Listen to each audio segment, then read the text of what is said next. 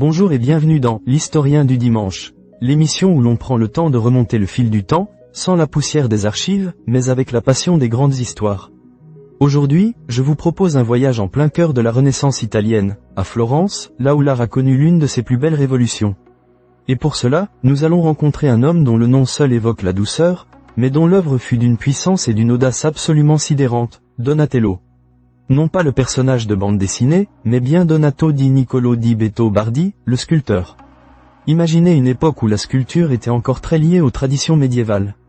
Des figures souvent raides, stylisées, au service d'un message religieux, rarement pour elles-mêmes.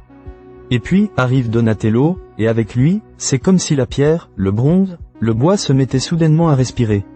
Il a insufflé la vie, l'émotion, le mouvement, l'humanité même, dans ses œuvres. Il n'a pas seulement sculpté des figures, il a sculpté des âmes. Laissez-moi vous emmener à Florence, au tout début du XVe siècle. Une ville bouillonnante, un creuset d'idées nouvelles, de talents émergents. Donato est né en 1386, ou peut-être 1387, les registres de l'époque sont parfois un peu flous. Il vient d'une famille modeste, son père est cardeur de laine. Ce n'est pas un noble, pas un érudit destiné aux grandes académies. C'est un homme du peuple, avec des mains faites pour travailler, et un esprit aiguisé. Très jeune, il entre dans l'atelier du célèbre Lorenzo Ghiberti, celui qui remportera le fameux concours pour les portes du baptistère de Florence. Une compétition qui verra s'affronter les plus grands talents de l'époque, et parmi les perdants, un jeune architecte du nom de Filippo Brunelleschi. Retenez ce nom, car il va devenir crucial pour Donatello. Car oui, Ghiberti était talentueux, c'est indéniable. Mais Donatello, lui, a une autre vision. Il est curieux, insatiable. On raconte qu'il aurait voyagé à Rome avec Brunelleschi. Imaginez ces deux jeunes hommes, arpentant les ruines majestueuses de l'Empire romain, mesurant les proportions des statues antiques, des arcs de triomphe, des temples. C'est là, dans cette contemplation des vestiges d'une grandeur passée, qu'ils vont puiser une inspiration fondatrice.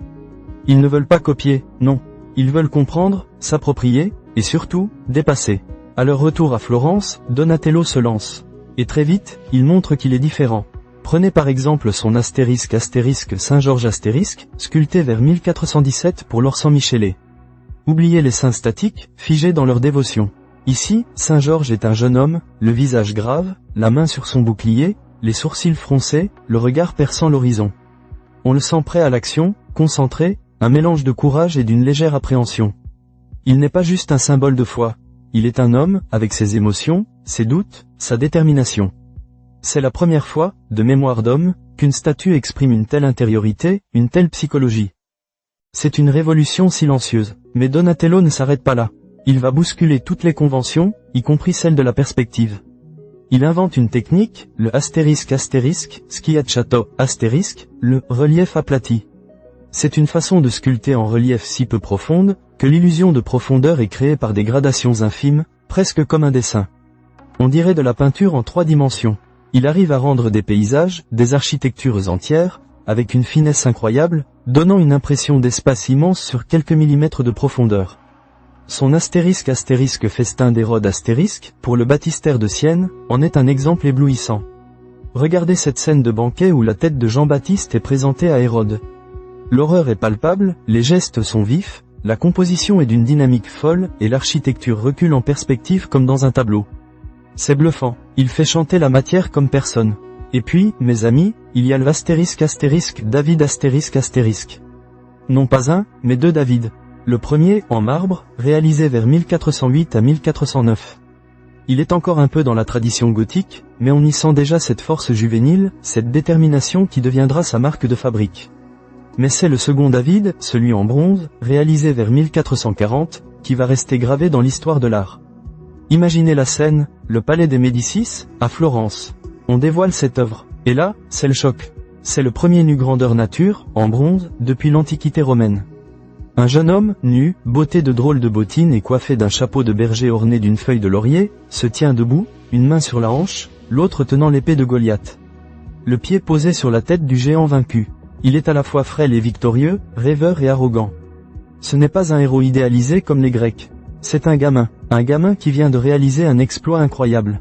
Il est en contrapposto, cette pose naturelle où le poids du corps repose sur une jambe, l'autre étant légèrement fléchi, donnant un mouvement subtil, une sensation de vie. Donatello a su capter la vulnérabilité de l'adolescence, la force intérieure, et une certaine effronterie. Ce David est presque androgyne, un mélange de grâce et de puissance naissante. Il est d'une sensualité que l'on n'avait pas vue depuis des siècles. C'est un chef-d'œuvre de psychologie, de technique et d'audace. Il rompt avec tout ce qui se faisait. Il ose l'émotion, la jeunesse, la nudité sans phare. Mais Donatello n'est pas seulement le sculpteur de la jeunesse. Il est aussi celui de la puissance monumentale. En 1443, il part à Padoue. Et c'est là qu'il va réaliser une autre de ses œuvres emblématiques. Le * monument équestre de Gattamelata ***. C'est une commande pour honorer Erasmo da Narni, dit Gattamelata, un célèbre condottiere, un chef mercenaire. Imaginez le défi.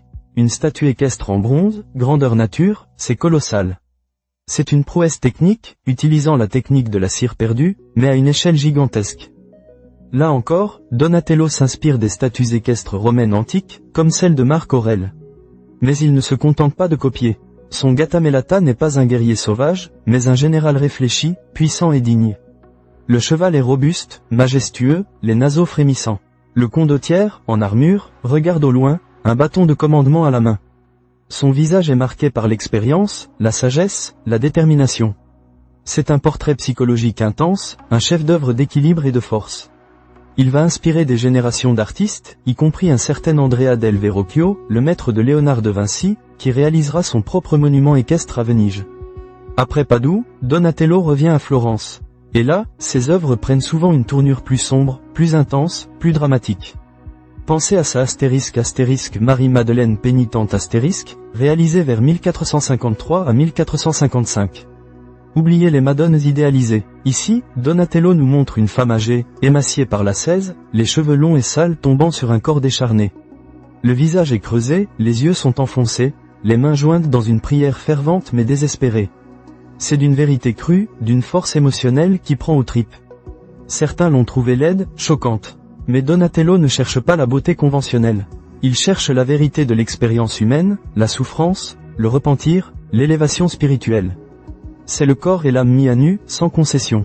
Et enfin, terminons avec un autre chef-d'œuvre de sa maturité, * Judith et Holoferne *, sculpté vers 1457 à 1460, encore pour les Médicis. C'est une œuvre en bronze d'une violence et d'une tension incroyables. Judith, la figure biblique qui a sauvé son peuple, est représentée juste après avoir décapité le général assyrien Holoferne. Elle tient l'épée et s'apprête à porter le coup final. Son visage est à la fois déterminé et empreint d'une légère tristesse, d'un certain poids. Holoferne, déjà à terre, semble ivre et sans défense. C'est une scène d'une brutalité saisissante, mais aussi d'une héroïne triomphante face à la tyrannie. L'œuvre est pleine de symbolisme politique pour Florence, la ville qui se battait pour sa liberté. Donatello s'éteint à Florence en 1466, à un âge avancé pour l'époque. Il est enterré dans la basilique San Lorenzo, tout près de Côme l'Ancien de Médicis, le grand mécène qui l'a soutenu toute sa vie. Son héritage? Il est immense. Donatello n'a pas seulement ouvert la voie à la Renaissance, il l'a incarné avec une audace folle. Il a été un pionnier. Il a rendu à la sculpture sa liberté, son autonomie. Il a réintroduit la nudité antique, le portrait psychologique, la profondeur spatiale dans le relief. Il a redonné vie au marbre et au bronze. Il a ouvert la voie à des géants comme Verrocchio, mais aussi à Michel-Ange, qui des décennies plus tard, allait se rappeler du David en bronze de Donatello en sculptant le sien. On retrouve la même humanité, la même force intérieure. Donatello n'était pas un homme facile, on dit qu'il était parfois emporté, mais il était un génie, un véritable visionnaire. Il a osé regarder l'homme non pas comme un idéal lointain, mais dans toute sa complexité, sa force, sa fragilité, sa laideur parfois, mais toujours avec une profondeur saisissante.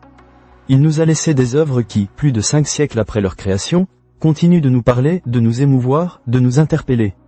Il a insufflé une âme à la matière. Et c'est peut-être ça, la plus grande leçon de Donatello. L'art n'est pas seulement une question de technique, c'est avant tout une question d'humanité. Voilà, mes chers auditeurs, c'était notre plongée dans l'univers fascinant de Donatello, le sculpteur qui a fait respirer la Renaissance. J'espère que cette balade dans le temps vous a plu. On se retrouve dimanche prochain pour une nouvelle histoire. D'ici là, portez-vous bien et gardez l'œil grand ouvert sur les merveilles du monde. À bientôt.